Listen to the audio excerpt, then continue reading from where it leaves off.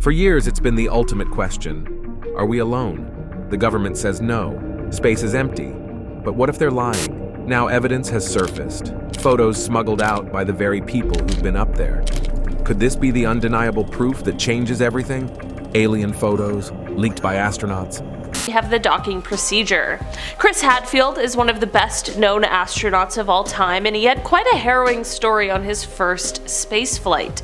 During this flight, he and his fellow astronauts had the pleasure of somehow navigating a $250,000 shuttle towards a target on the Mir space station that was about the size of a coffee cup. Yeah, the most tense few minutes of their lives, I can imagine. Chris's job was to watch and communicate the speed and range information to the pilot, which is a super important job, obviously, because it's such a precise thing. There's a time window, they have to be traveling at just the right speed, and they need to be accurate. Chris explained, quote, "If you hit Mir just a little too soft, then the spring mechanisms would bounce you off." He went on to say, quote, "If you hit Mir just a little too hard, then you would break Mir in half and kill the 3 people on board. So you've got to hit it exactly right."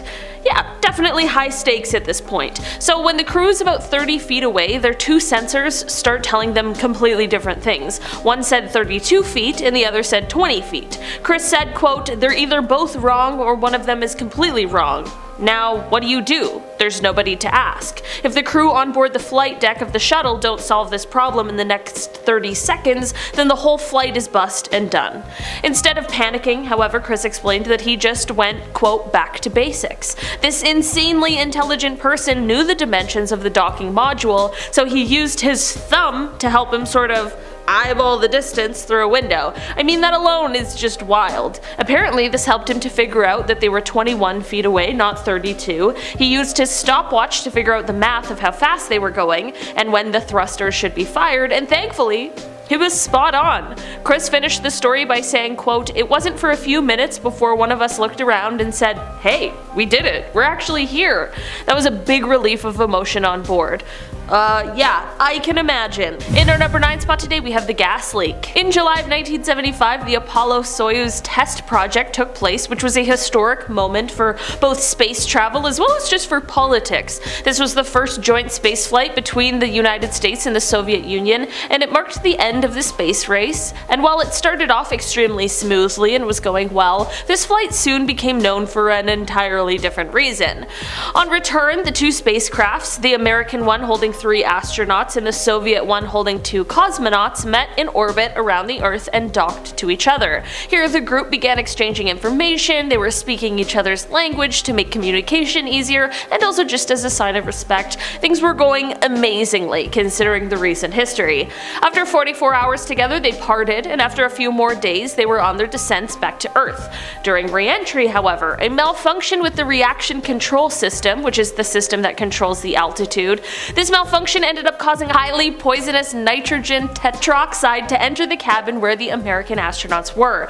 Thankfully, once this spacecraft landed, the cabin becomes ventilated, which gave them time to be rescued without being fatally injured. The astronauts on board were rushed to the hospital and were found to have developed a form of pneumonia that is caused from chemicals, but within weeks they all recovered and lived to tell the tale of this historic space flight. In our number 8 spot today, we have Mir EO-23. This is the name of a mission that was part of the Shuttle Mir space program, which was a, quote, collaborative 11-mission space program between Russia and the United States that involved American space shuttles visiting the Russian space station Mir, Russian cosmonauts flying on the shuttle, and an American astronaut flying aboard a Soyuz spacecraft to engage in long-duration expeditions aboard Mir. During this mission, on February 23, 1997, a backup solid fuel oxygen canister ended up catching fire. This fire was in one module, but it quickly began to spew molten metal, and the crew on board was concerned that it could melt through the hull of the space station. Smoke began to fill the station, and the crew were forced to use respirators to continue breathing, but of course when it rains it pours, and some of the respirators were faulty and didn't supply oxygen. After burning for 14 minutes and the crew using up 3 fire extinguishers, the fire was thankfully put out. The smoke, however, remained thick for another 45 minutes. This was probably one of the most terrifying things that the crew went through, but this certainly was not the end of the road of struggles for these guys. Let me know down below in the comments if you want a part 2 of this video, and maybe we can cover the rest of what went wrong on this mission. In our number 7 spot today, we have Apollo 13. Definitely one of the most well-known space missions ever. Apollo 13 is famous for all of the most terrifying reasons. This mission was the 7th crewed mission in the Apollo space program, and it was the 3rd that was meant to land on the moon. The spacecraft launched on April 11th, 1970, but the mission to land on the moon was quickly aborted 2 days into the flight after an oxygen tank in the service module failed. A quote, routine stir of an oxygen tank ignited damaged wire insulation inside it, causing an explosion that vented the contents of both the service module's oxygen tanks to space. Without this oxygen that's needed for breathing and for generating electric power, the service module's propulsion as well as their life support systems were just unable to operate. This meant that the command module systems had to be shut down in order to conserve the resources it had left for re-entry. This meant that the crew had to transfer to the lunar module as a sort of lifeboat. The lunar module was only designed to support 2 men on the moon's surface for 2 days, so Mission Control had to create new procedures so that it could support 3 men for 4 days. The crew was in for some of the most difficult times, while the ground crew worked to help bring them home alive. Safe to say everyone was as stressed out as they could possibly be. Thankfully, the crew on board the ship were returned to Earth safely, and this story, although horrifying, did wonders to restore public interest in the Apollo program. This story is one of the most famous space stories ever, thanks to the several dramatizations made about it. Some of you may not know this, but it's not just human beings that have left Earth's atmosphere. There are tons of animals that have been launched into space, and many of them never made it back. So there are a number of US and Soviet ships still floating in orbit, with the remains of dogs and chimps still inside of them, and some of them are said to still be seen time to time. These animals being sent up into space was referred to by NASA as the Albert Project. The Soviet and US governments were putting all they had into the space race. It was one of the most intense competitions in history, it has to be, and because there was so much on the line and sending human beings up into space without having worked out all the kinks was pretty dangerous, they decided to send up animals first instead. Albert was the name given to several chimps used in these experiments. These missions were to study the effects of space travel on living things, focusing on issues like weightlessness and the impact of high-speed launches and re-entries. Sucks that a bunch of animals had to die, but it really did help move the technology forward. Next up, we have the Soyuz MS-10 launch. This would have been a pretty scary incident. So on October 11th of 2018, a spacecraft launched carrying 2 crew members, Russian cosmonaut Alexei Ovchinin and NASA astronaut Nick Hague, to the International Space Station. But just over 2 minutes into the flight, the crew reported feeling weightless. Turned out there was a booster separation issue. The rocket's first and second stages separated during the ascent to propel the spacecraft into orbit, but one of the 4 boosters failed to detach properly, so the spacecraft's launch escape system was activated. I never want to be in space and hear escape system activated. That is freaky. This system is designed to rapidly propel the crew capsule away from the rocket in the event of a launch malfunction. Fortunately, it worked, and the Soyuz MS-10 capsule was separated from the malfunctioning rocket.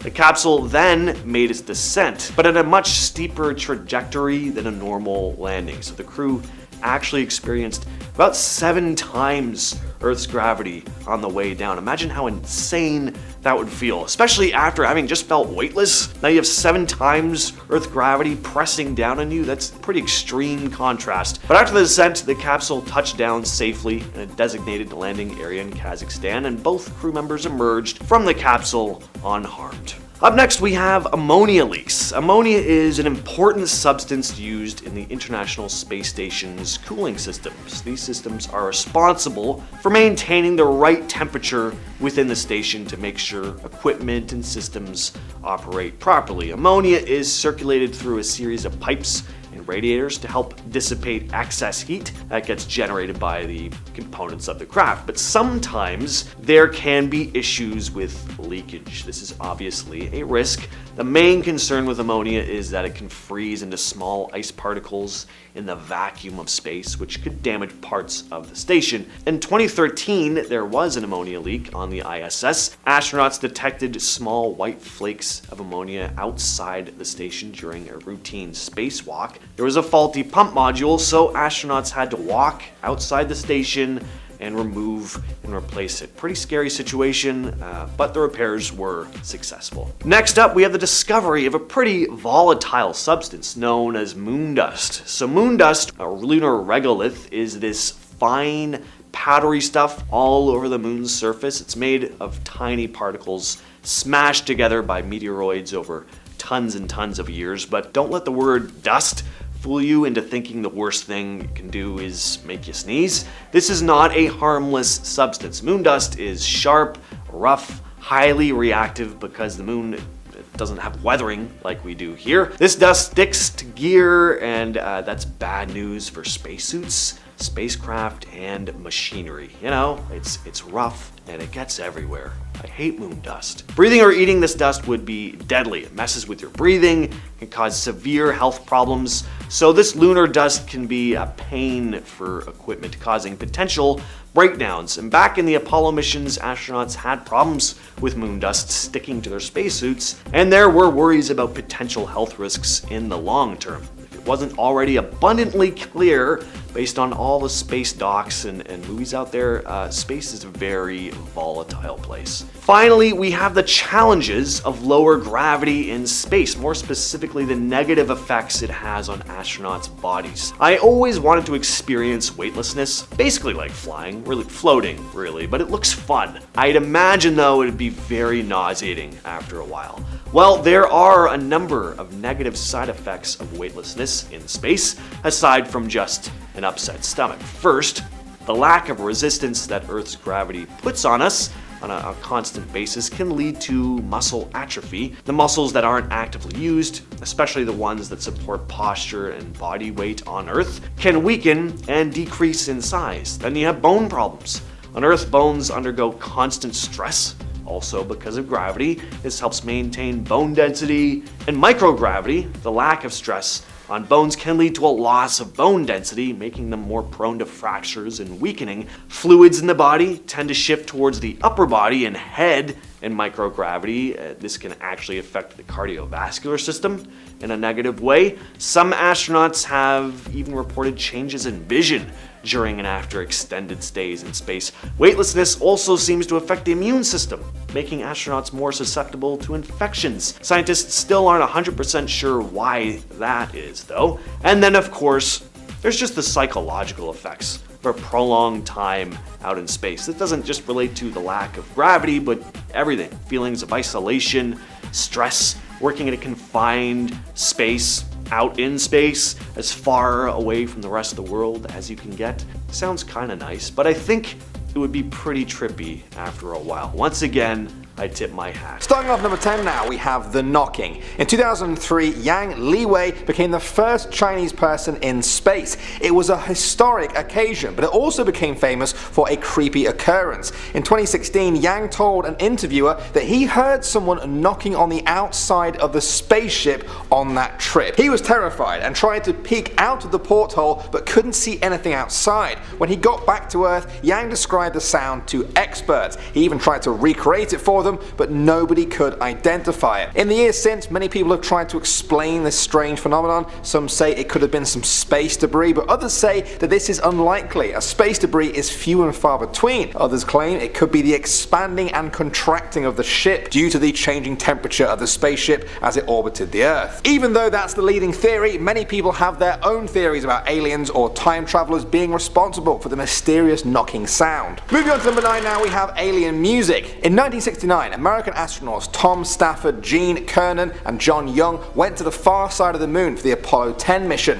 It was going to be the final test before Apollo 11 took 3 humans to walk on the surface of the moon for the first time. When the Apollo 10 astronauts were orbiting around the far side of the moon, they took photographs of its surface. As they were working away, they began to hear music. Specifically, they heard a strange whistling sound that lasted nearly an hour. When it faded away, Commander Kernan said, "Boy, that sure is weird music. We're going to have to find out about that." Pilot Young replied, "Nobody would believe us." And for the most part, they were right. Many people couldn't explain the sound that they claimed to have heard, and so they just didn't believe it. The leading theory is that the sound came from radio interference between spacecrafts. Some people have dismissed that though, and have insisted that the astronauts would have known the difference between radio interference and their spacey music. Coming in at number 8 now, we have snakes in space. In 1994, Dr. Story Musgrave did an interview where he described his career as an astronaut, and one particular time which shook him to that day. He said, "On 2 of my missions, I still don't have an answer. I have seen a snake out there, 6, 7, 8 feet long. It is rubbery because it has internal waves in it, and it follows you for a rather long period of time. The more you fly in space, the more you see an incredible amount of things out there, and that sort of thing brings to you really a certainty that other living creatures are out there." Now usually an account like this might be dismissed, but Musgrave is a doctor, he has 6 academic degrees, is a trained mathematician, he was in the Marine Corps and was a NASA astronaut. He seems like a credible witness. He believes that there are advanced creatures existing in space itself, and that he has even tried to communicate with them in the hopes that they come down and get him. Whatever that means. Next up at number 7 now, we have docking. In 1995, famous Canadian astronaut Chris Hadfield had his first space flight. His job was to relay the speed and range information to the pilot as they were docking into the Russian Mir space station. Any mistakes could have resulted in a total disaster. Too soft and they would have just bounced off. Too hard and they would have broken the space station in half, killing the 3 people on board. Everything was going smoothly, but then one of the sensors started telling them they were 32 feet away, the other said 20 feet away, which was correct. If they didn't solve the problem in 30 seconds, it was over for them. Hadfield had to calculate how far they were away in his head, timing it with his stopwatch to decide when they should fire their thrusters. Luckily, they ended up being spot on and they docked almost perfectly. It took a few minutes before the astronauts began to realize they had done it. They were alive, they had avoided a space disaster, and they had lived to tell the tale. In our number 6 spot today, we have the STS-27 disaster. During the launch of STS-27, which took place in 1988, debris from the right solid rocket booster struck the underside of the craft, which ended up severely damaging over 700 tiles on the outside of the craft, as well as taking off 1 tile completely. It might not seem like a lot, but every little thing matters when you're doing something like going to space. So it's important to note that this mission was classified because of the fact that there was a surveillance satellite being launched along with it. Because of this, things had to be done a little differently, so when the crew on board sent photos of the damage back to the ground, the photos were encrypted and they were extremely low quality. Mission Control deemed the damage to be just light and shadows and told the crew to continue, much to their dismay. Once landed, it became clear that Atlantis was the single most damaged shuttle that was thankfully able to successfully land.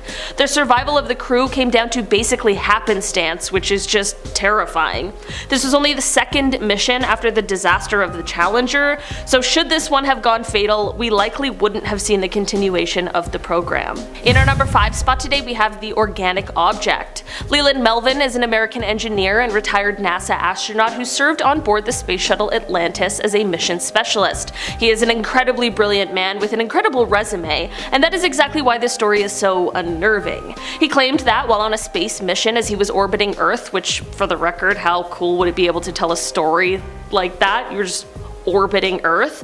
While he was on this mission, he saw a quote alien-like organic object. NASA disputed his claims and said that what he saw was just ice, but I feel like I trust the person who actually saw it with their own eyes. Leland went on to write that whatever he saw was quote translucent, curved, organic looking. I have no explanations to offer, but I will say it certainly is interesting and a little bit terrifying. In our number 4 spot today, we have the space snake.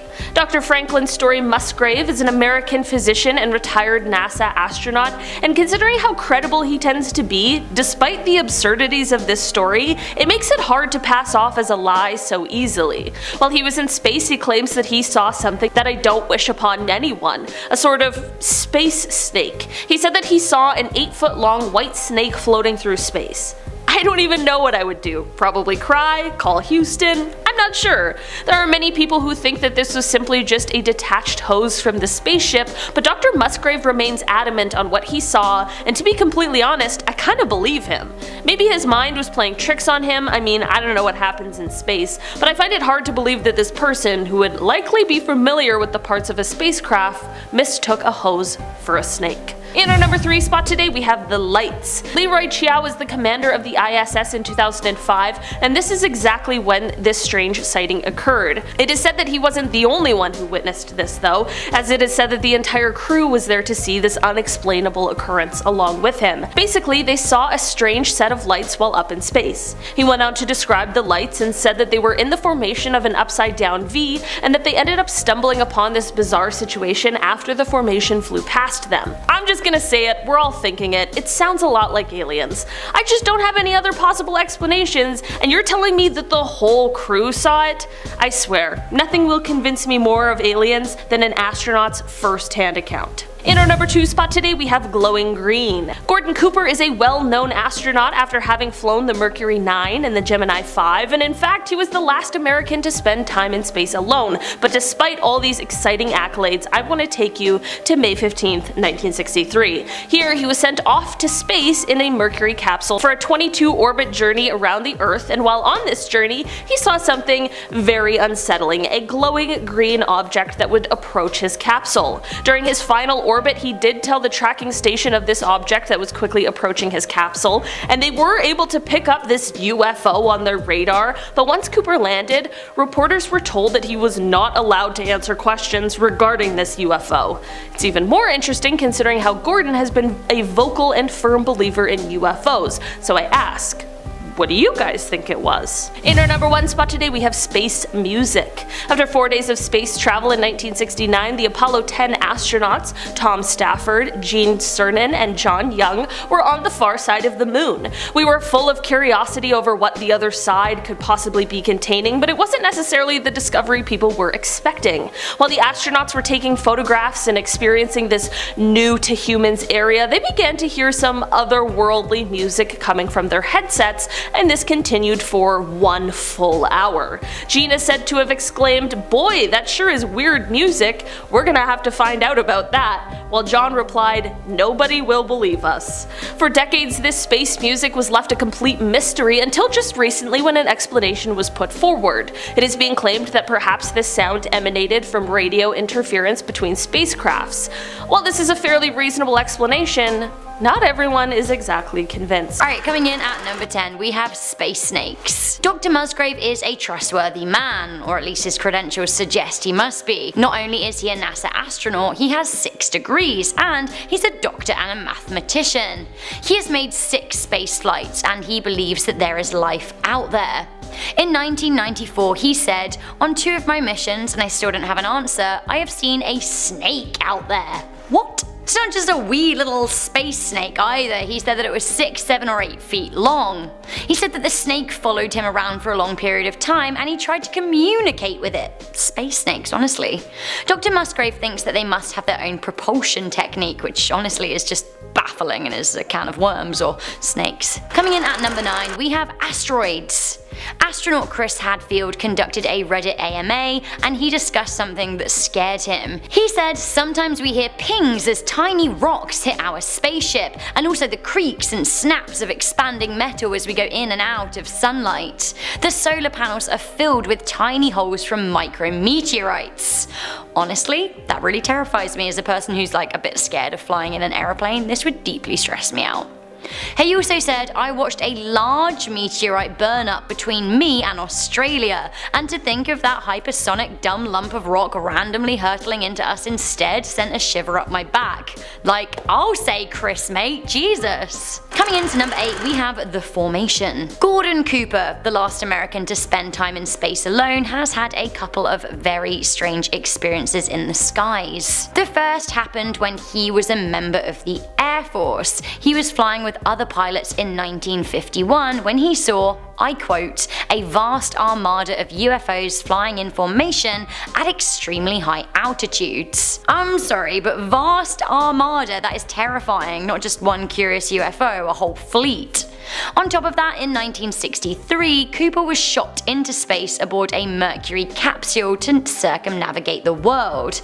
As he was passing Perth, he noticed a fast-flying green object that was also picked up by Australian tracking systems. Now, the press were briefed that they were not allowed to talk to him about this. Why?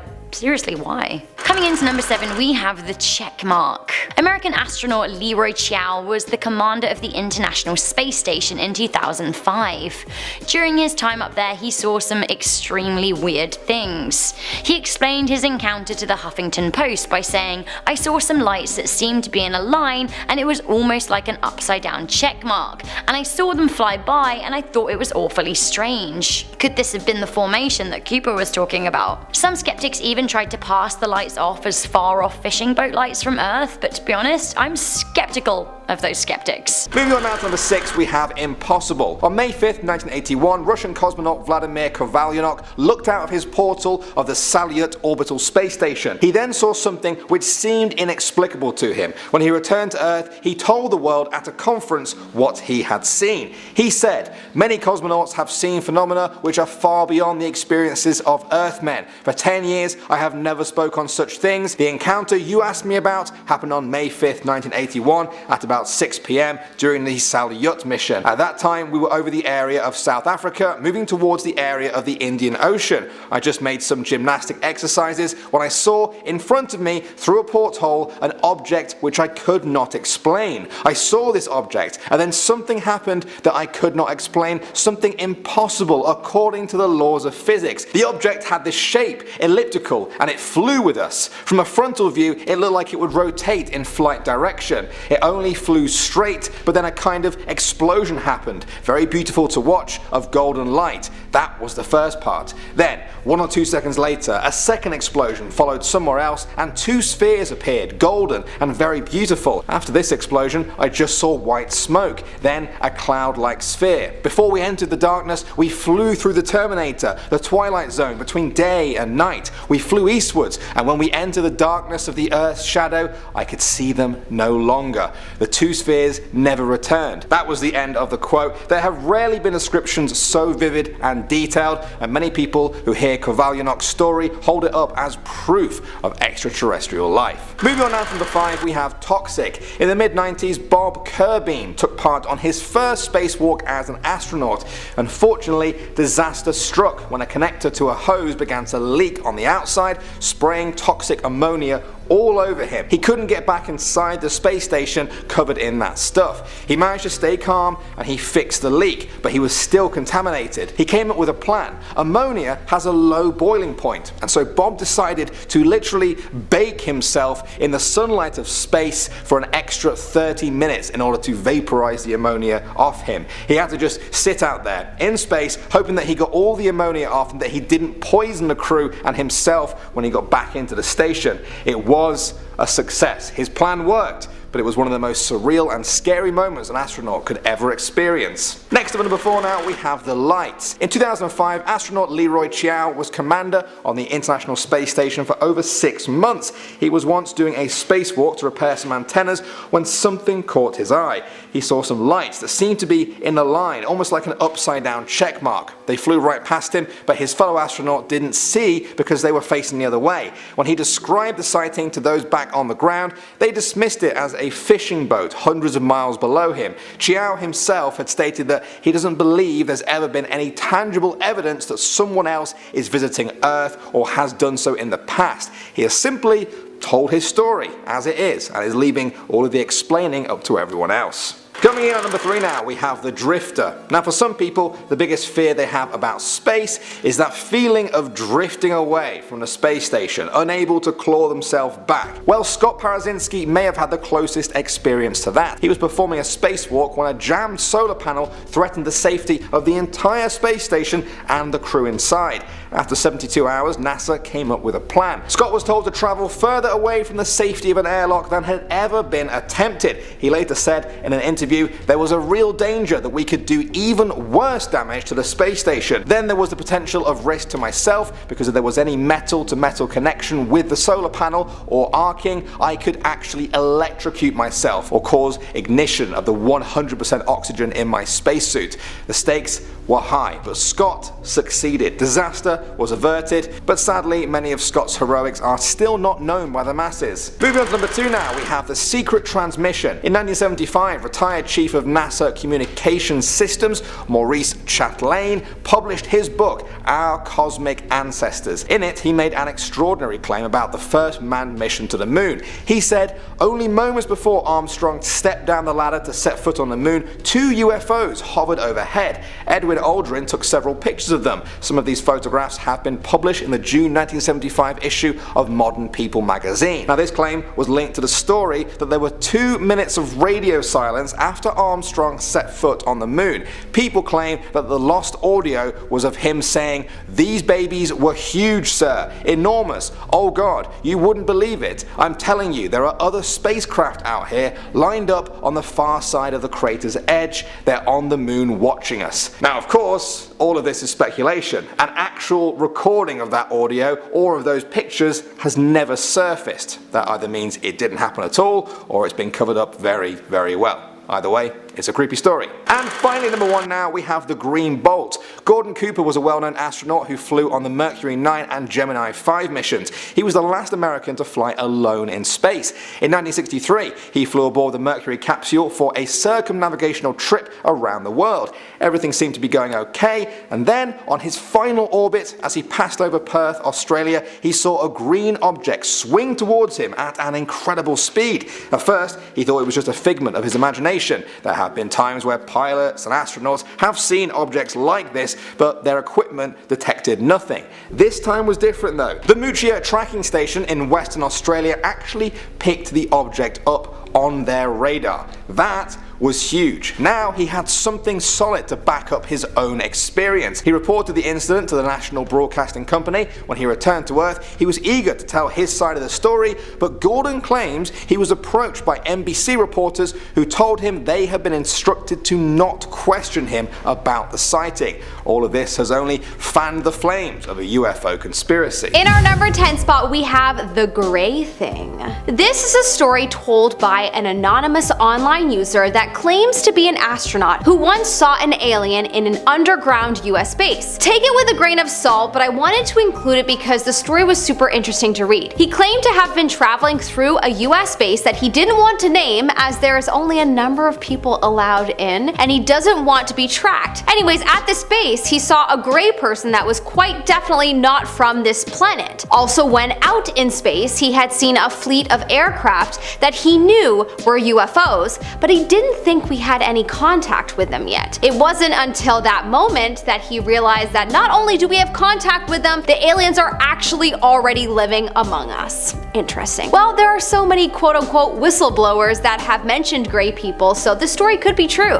What do you think? In our number 9 spot, we have the flying saucer. Astronaut Deke Slayton revealed in an interview in 1951 that he had seen UFOs. Technically not in space, but obviously the UFO would have come from space, so I wanted to include this one. He said that he was testing a P-51 fighter and flying at about 10,000 feet in Minneapolis when he spotted something strange in the distance. It was gray and kind of looked like a kite, but a kite wouldn't be flying this high, he thought. As he got closer, he saw that it was like a saucer, a disc. He eventually realized that it was starting to move away from him, and then as quick as a blink, it pulled about a 45-degree climbing turn and then accelerated and disappeared. You can see why I wanted to include this one. In our number 8 spot, we have UFO in orbit. Astronauts James Lovell and Frank Borman have claimed to have seen a UFO during the second orbit on the Gemini. There have been many skeptics around this claim, and they usually say that it was probably the Titan booster rocket that was at its final stage. However, Lovell has replied to this claim saying that he could also see the booster rocket nearby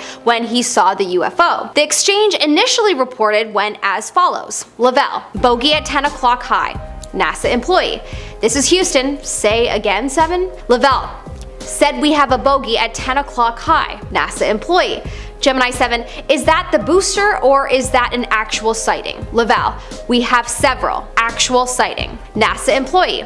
Estimated distance or size? Lavelle, we also have the booster in sight. Ooh, well, I don't know how the skeptics got around that, but skeptics are pretty committed to believing their own narrative about life in the universe, so oh well, let's let them stay in their boring world. In our number 7 spot, we have enormous babies. There have been many reports from NASA employees of Neil Armstrong and Buzz Aldrin seeing aliens when they first arrived on the moon. Even though Buzz and Neil deny it, I'm sure they have been told to deny it, if you know what I mean. A former NASA employee by the name of Otto Binder bypassed NASA's broadcasting and picked up the following being said. NASA, what's there, Apollo 11? Response, these babies are huge, sir. Enormous. Oh my god. You wouldn't believe it. I'm telling you, there are other spacecraft out there. Lined up on the far side of the crater edge. They're on the moon watching us. Apparently, off the record, the astronauts have admitted to many scientists that they did indeed see something. Yeah, I believe it. It's silly to think that there is nothing out there. That's just, human ego, I think, to believe that we are the only intelligent life. That mixed with human fear. Coming in at number 6, we have magnificent desolation. What is it like on the moon? Utterly terrifying according to Buzz Aldrin. Buzz, as we know, was the second man on the moon. Yes, televised recordings of the moon can be seen, and yes, we have high-res photographs, but truly knowing what it feels like to be up there is something only a handful of people can talk to us about. In a Reddit AMA, Buzz Aldrin describes his experience. He said, my first words of my impression of being on the surface of the moon that just came to my mind are magnificent desolation. He continued by saying, there is no place on Earth as desolate as what I was viewing in those first few moments on the lunar surface. Beyond me, I could see the moon curving away, no atmosphere, black sky, cold, colder than anyone could experience on Earth when the sun is up. While that sounds totally incredible, it also sounds like the beginnings of a total existential breakdown. Coming into number 5, we have the spheres. In 1981, following the Saljut mission, the USSR cosmonaut Major General Vladimir Kolyvanov gave a press conference in which he shared some very interesting information. He said that he looked out of a porthole and saw something he simply couldn't explain, something impossible to the laws of physics. He described the object he saw as spherical and elliptical, saying that it exploded into a beautiful golden light. After that, he saw 2 more spheres and a white smoke sphere cloud. Then, as they flew through the Terminator, the name for the zone between light and day, he lost sight of them. Honestly, how fascinating and terrifying at the very same time. To me, it's also weird and interesting how Russia appears to be more forthcoming in discussing things that they've seen in space, whereas the United States are keen to keep a lid on it. Why do you think the United States are so heavily guarded on what they'll say about what they've seen in space? Honestly, I don't know. Coming into number 4, we have the knocking. In 2003, Yang Liwei was the first Chinese astronaut to be propelled into space. Now, I understand the loneliness of space might send you a little bit mad, but he said one night that he heard a strange and continuous knocking. He said, and I quote, someone was knocking on the body of the spaceship just as knocking an iron bucket with a wooden hammer. It neither came from outside nor inside the spaceship. I'm sorry, but honestly, what? Isn't that some of the creepiest space descriptions that you've ever heard? It seems he wasn't the last to hear it either. 2 further astronauts heard the same space knocks when they went up there. What are these? Coming into number 3, we have the music. Listening to the transcript of the words said on board Apollo 10 is bone-chilling. The spaceship passed by the dark side of the moon, and as it did, the astronauts heard a very weird ethereal music. This is what was said between Eugene Cernan, Thomas Stafford, and John Young. That music sounds out of spacey, doesn't it? Do you hear that whistling sound? Yes. Boy, that sure is weird music. We're gonna have to find out about that. Nobody will believe us. Later, Cernan said, that eerie music is what's bothering me. You know what? I hear it too. Who is going to believe it? Nobody. Should we tell them about it? I don't know, I think we ought to think about it some. It seems that the Apollo 11 crew heard it too. What was it? We don't really know. Coming into number 2, we have heat is rising in the capsule. So this is really sad and really disturbing, so do skip forward if you aren't ready for something truly terrifying. In 1967, Russian cosmonaut Vladimir Komarov did not make it back to Earth alive, something he suspected would happen when he agreed to be the solo pilot of the Soyuz 1. His spacecraft malfunctioned and he was quite aware he was going to die. Some of the last things he said can't be translated into words. He was screaming and crying words of anger. Among the last words that can be deciphered are "the heat is rising in the capsule" and "you've killed me." Whew, honestly, that makes me so sad. Finally, coming into number 1, we have "they're watching us." Neil Armstrong, the first man on the moon, had something very scary to say when he arrived at the moon in the Apollo 11 mission. It was something he spoke about once but never spoke about again. In a secret transmission to NASA, according to the retired chief of communications system Maurice Chatelain, the first man on the moon's first words were actually, "Oh God, you won't believe it. I'm telling you, there are other spacecraft out here lined up on the far side of the crater's edge. They're on the moon watching us." Now this wasn't heard by the world as the broadcast was dropped for 2 minutes. Armstrong never spoke about it again, although a lot of credible sources have confirmed that this is what he said. Coming in at number 10 is Vladimir Komarov. Vladimir Komarov was the first astronaut who died directly in space. This was the first mission of the Soviet Soyuz 1 spacecraft on the 23rd of April 1967. Komarov was supposed to test the ship name in manned mode and conduct the world's first docking in space with another Soyuz 2 spacecraft. However, the plan never succeeded and Komarov became the first astronaut lost in space. After the launch of the Soyuz 1 spacecraft into orbit, one of the 2 solar panels did not open and the spacecraft began to lack electricity for the correct system operations. Komarov tried to open the panel by spinning the ship around its axis, but this did not help. Due to the malfunction, the launch of Soyuz 2 was cancelled and the flight of Soyuz 1 was terminated ahead of schedule. The spacecraft successfully deorbited, but after re-entry for unknown reasons, the parachute system failed. As a result, the descent vehicle hit the ground at a fast speed, which resulted in the astronaut's instant death. As a result, the parachute system was modified and the shortcomings were eliminated. Number 9. Hylian myth. Even though Komarov's death is considered to be the starting point of space travel deaths, there is a myth that he was not the first astronaut lost in space. An American science fiction writer, Robert Heinlein, claimed that a similar incident took place even before Gagarin's flight into space. On May 15, 1990, the USSR launched the Vostok 1 1KP prototype into orbit. The goal was to test the altitude control systems and the declaration engine to make sure that the ship was able to go into a descent path on the MCC command. However, the flight ended in failure. 1KP rose to a higher orbit and got stuck there for many years. Allegedly, the ship did not have life support systems, but many believed it was manned. The Western press wrote that the pilot, Gennady Zavadovsky, was on board. Such a person really existed, but at that time he was not part of the Soviet astronaut team, and Hylian claimed that Soviet citizens told him about the astronaut during his visit to USSR. However, I cannot, in all fairness, prove the myth by adding this alleged death to the question of has anyone been lost in space. Number 8. Clifton Williams. Clifton Williams was an American naval aviator, test pilot, mechanical engineer, major in the US Marine Corps, and a NASA astronaut who was killed in a plane crash. To be clear, he never went into space, but this was part of the space program. The crash was caused by a mechanical failure to a NASA T-38 jet trainer, which he was piloting to visit his parents in Mobile, Alabama. The failure caused the flight controls to stop responding, and although he activated the ejection seat, it did not save him. The aircraft crashed in Florida near Tallahassee within an hour of departing Patrick AFB. Number 7. X-15 Flight 191. During X-15 Flight 191 on November 15, 1967, Michael J. Adams had his 7th flight and the plane had an electrical problem followed by control problems at the apogee of its flight. Adams was an American aviator, aeronautical engineer, and USAF astronaut. He was one of the 12 pilots who flew the North American X-15 and experimental spaceplane jointly operated by the Air Force and NASA. On November 15, 1967, Adams flew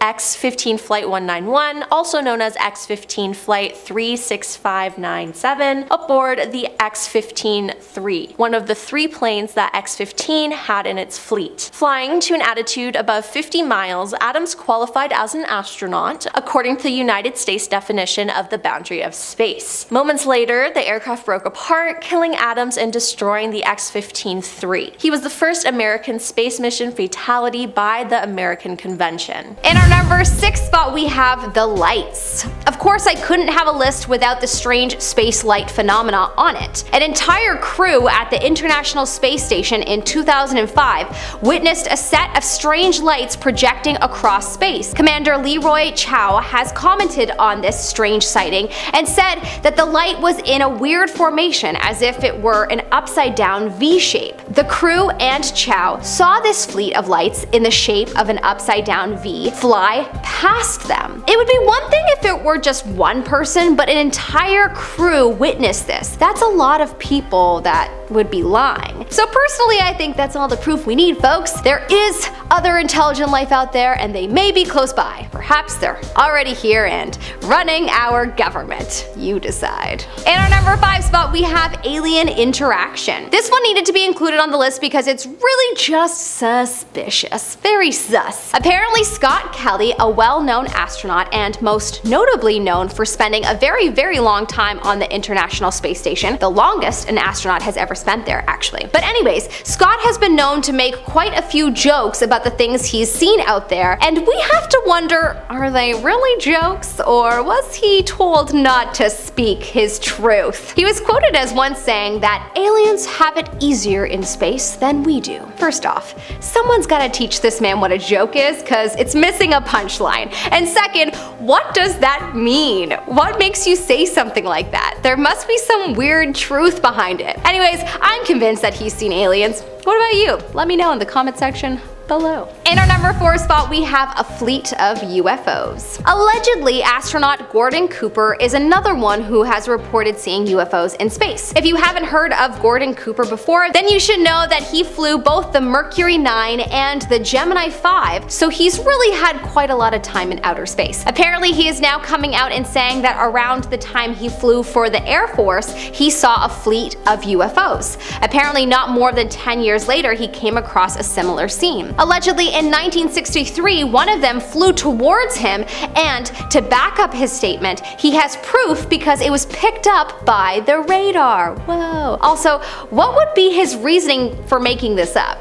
To gain fame? Nah. Well, I mean, it's possible, but he would have already gained some clout just by being an astronaut in space, so I feel like that's probably not likely, but anyways, I believe him. He's gone on to say that, quote, "I believe that these extraterrestrial vehicles and their crews are visiting this planet and other planets. Most astronauts were reluctant to discuss UFOs. I did have occasion in 1951 to have 2 days of observation of many flights of them, of different sizes, flying in fighter formation generally from east to west over Europe." Fascinating. In our number 3 spot, we have the cylindrical object. Allegedly, in 1991, a cosmonaut by the name of Musa Menarov caught a cylindrical object on film that he believed to be a UFO. The object was shiny, and in the film, it swivels and flies across space. Originally, Musa thought it was something off the ship, but then after further investigation, nothing was missing from the ship. So after further reflection on seeing it and,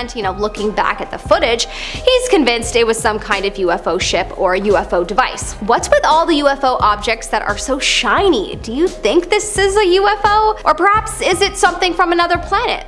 Let us know in the comment section below. Coming up in our number 2 spot, we have the mystery hut. The ending to this made me lol so hard that I had to include it. A mystery hut was discovered by China's astronauts and people operating their U-2 moon rover. This rover was making its way through the northwestern part of the moon when it was discovered. On the camera, a cube-shaped mystery hut was captured. This was only in November of 2021. It created created a spectacle. Had moon people finally been discovered? Everyone was asking themselves. By January 2022, the rover was much closer, and what did it find? Oh, just a small piece of space rock on a crater rim. The drama. Ooh, look, a mystery hut. Probably the moon men reside there. 1 month later, alas, it is a rock. Humans are funny. In our number 1 spot, we have UFO footage. Recently, in 2020, Russian astronaut, cosmonaut Ivan Wagner made a time-lapse video while orbiting space, and he claimed to have found something. Space guests, he called them. In his video, you see the curved edge of the Earth at night with a green swirl of the aura moving across the surface and several falling stars. It's such a cool video to see. Then, about 9 seconds in, you see a fleet of 5 possible UFOs. He said that because it's in a time-lapse format, you can't measure how long they were there, but in real life, it was for about 50 seconds in real-life time. This video is so crazy. Honestly, even if it's not alien fleets, to see such a beautiful sight with the falling stars is just unreal. It must be incredible to be an astronaut. We're going to start off the list with a very spooky piece of audio picked up during the Apollo 10 mission in 1969. But before you hear it, just going to give you a little preamble. The team was orbiting the moon, testing various equipment, when Gene Cernan, piloting the lunar module, heard something strange. It was an eerie, whistling, whooshing kind of sound. He asked 2 of his fellow astronauts, John Young and Tom Stafford, if they heard it as well. They all agreed it was a strange noise, saying how it sounded spacey, like space music. So give it a listen. Do you hear that whistling sound? Definitely a creepy thing to hear while floating around in the vastness of space. As if floating around in the vastness of space isn't freaky enough as it is. What do you think of this though? Was it just some kind of technological feedback? Could aliens have been communicating with them? Share your thoughts down below. And don't forget, while you're sharing those thoughts, to like and subscribe as well. We got videos coming at you on the daily. Next up, we have the Cosmos 1408 accident. The Cosmos 1408 is a Russian satellite, or more accurately, it was a Soviet Union satellite launched in 1982 that operated for a couple years before becoming inactive. It was still floating around in orbit up until 2021, when it was destroyed by a Russian anti-satellite weapon test. But the thing is, the obliteration of this satellite caused this mass of space debris that posed a real threat to the International Space Station. At the time of this incident, there were 7 crew aboard the ISS, and this cloud of debris was flying through orbit above the ISS, intersecting with its orbit every 93 minutes. There was a real danger here, a bunch of space junk colliding with a space station, not terribly safe. So Mission Control contacted the crew, told them, you guys gotta put your spacesuits on and take shelter in the escape crew capsules just in case the debris smashes into the station. Now, everything turned out to be fine, and at this point there are only about 300 pieces of the initial 1,800 still in orbit, but still, this would have been quite a fright. Pieces of an exploded satellite might smash into the station, guys, so throw on your spacesuits, hop in the escape pods, and hope for the best. Next on the list, we have a series of strange lights spotted by astronaut Leroy Chiao. In 2005, Leroy Chiao, the commander of the International Space Station, saw something pretty incredible during a spacewalk. It was a pretty routine day. He was working outside the ISS doing whatever it is astronauts do up there when he noticed a formation of lights. He described the lights as being arranged in a line and compared the formation to like almost an upside down check mark. They seemed to be a structured and deliberate arrangement of lights rather than random or natural phenomena. So what were these lights?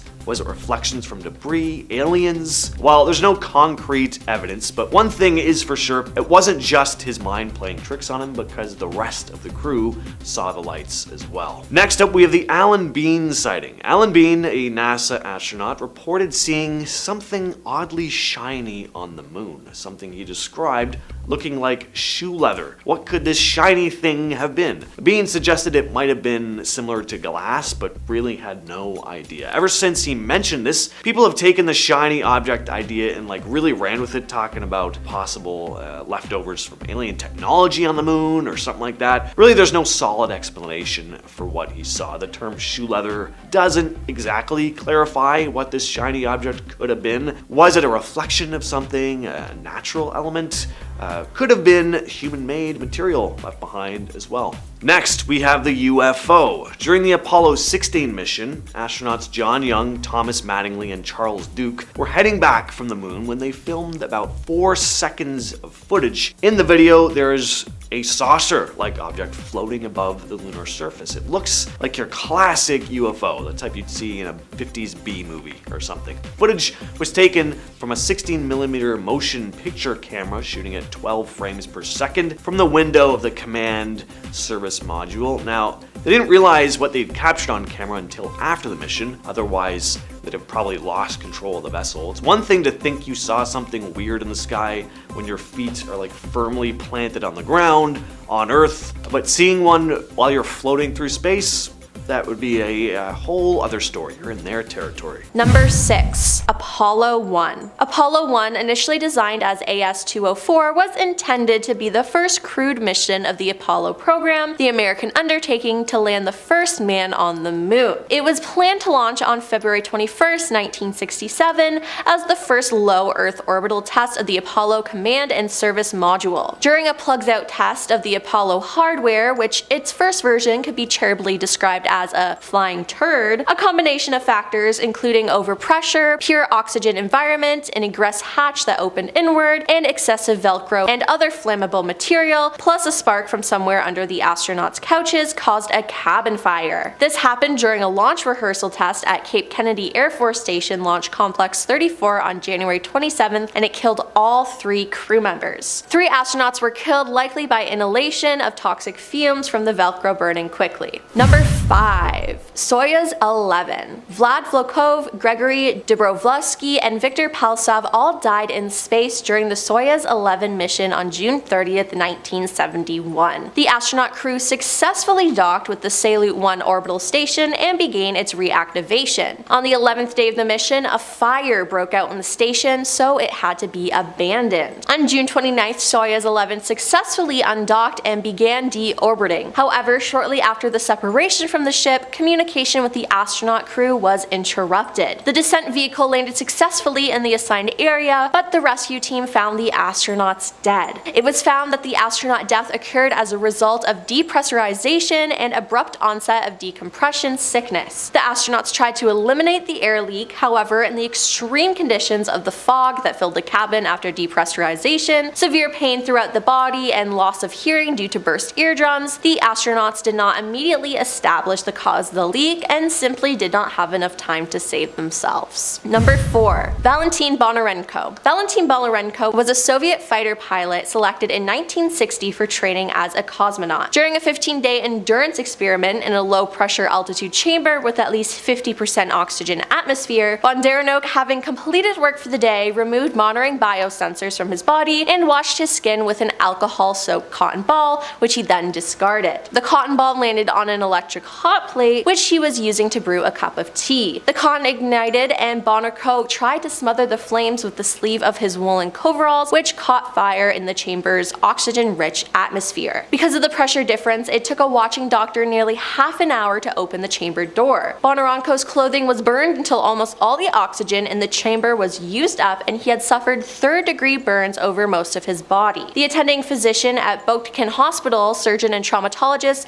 Vladimir Golahowski, Polsky recalled in 1984 that while attempting to start an intravenous drip, the only blood vessels he could find for inserting a needle were on the soles of his feet, where his flight boots had warded off the flames. The Soviet government concealed the death along with Bofurangso's membership of the Cosmonaut Corps until 1880, and a crater on the moon's far side is now named after him. Number 3. Columbia Space Shuttle crash. On the 1st of February 2003, the second space shuttle crash occurred. Shuttle Columbia was returning to Earth after 16 days of flight. Approximately 16 minutes before the expected landing, communication with the crew was interrupted. Eyewitnesses filmed the burning wreckage of the shuttle flying at an altitude of about 63 kilometers. All 7 astronauts were lost in space. They were Rick Husband, William C. McCool, Elon Ramon, Michael P. Anderson, Kampla Chawla, David M. Brown, and Laurel Clark. As the investigation showed, the cause of the disaster was a breakdown that arose back at the start. About 82 seconds into the flight, a piece of insulation detached from the left fairing, which struck the carbon fiber panel of the Columbia's left wing and probably left a hole in the thermal insulation layer. Because of this, after entering the dense layers of the atmosphere, the leading edge of the left wing began to heat up more than usual, and the wing began to collapse, and after it, the shuttle itself collapsed. Notably, incidents with detached pieces of thermal insulation from the shuttles were observed before, but test shows that they do not pose a threat to the astronauts. Losing Columbia became a turning point in the space shuttle program, and the shuttle astronaut flights were interrupted for several years, and in 2011, the program was finally closed due to the high risk of astronauts' lives. Number 2. Spaceship Two. On October 31st, 2014, another astronaut was lost in space. It was Michael Ellsbury, the pilot of the suborbital spacecraft Spaceship Two of Virgin Galactic. During the 55th test flight of the ship, serious anomalies were discovered, which led to the spacecraft crash. The cause was called crew error. The pilots unblocked the tail section of the vehicle ahead of time without gaining the necessary speed, and also did not perform the necessary actions to transfer the tail section to a vertical position. As a result, the ship began to rotate around its axis and then fell apart. The wreckage was scattered all over a radius of 8 kilometers. First pilot Michael Ellsbury was killed, but co-pilot Peter Sibold managed to eject. The pilot astronaut survived but was seriously injured. Fortunately, the failure did not become fatal for the Richard Branson Company. Virgin Galactic worked out its bugs, and in July 2021 carried out the first ever suborbital tourist spaceflight, ushering the area of space tourism. And coming in at number 1 is the Space Shuttle Challenger. In the 1980s, the era of space shuttles began, which finally established US supremacy in space. These were reusable rocket planes that made a real revolution in space tech, but still were not without significant shortcomings,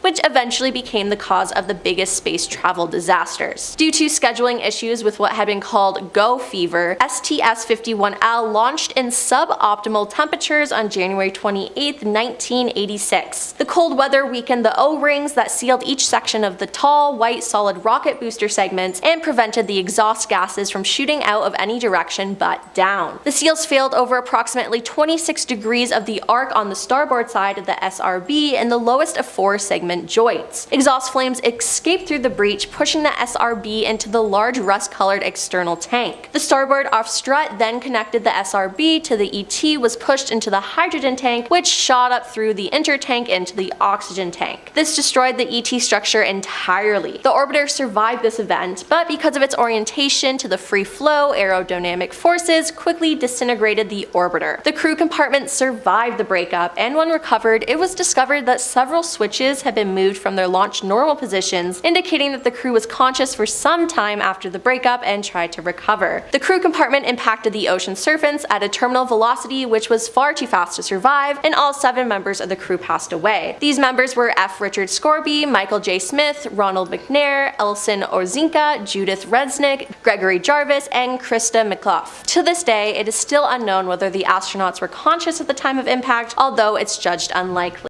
Looking for more alien videos? Then click on this video right here. It's about secrets that were exposed at Area S4, the base that the famous Bob Lazar himself worked at and helped expose. Click now to find out more.